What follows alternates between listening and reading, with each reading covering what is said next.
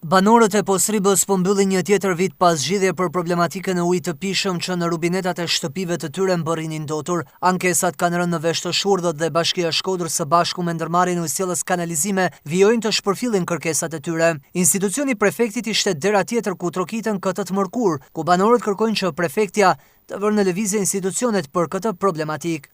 Ja që me hallin tuan ta mund si për shumë mrena gjitha kornizave ligjore. Na premtoj që unë do të mirëm thëmë me të qeshtje, na do të kërkojmë një çdo institucion. Besoj si aja do të veprojë si mas ligjit. Kanë bën një investim në burimin një kohë që është bën investim i gabuar sepse nuk e nal notjen prej gurores ai investim.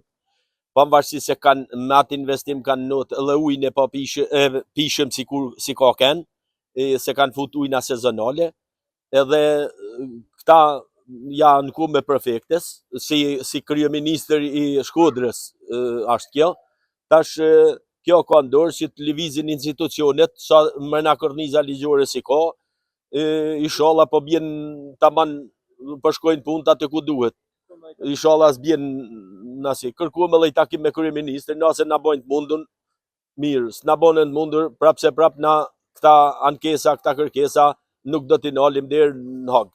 Më herët banorët kanë zhvilluar takime edhe në Bashkinë e Shkodrës me titullarin Benet Beci, por deri më tani nuk kanë marrë zgjidhje, edhe pse çështja ka kaluar në seanca gjyqësore.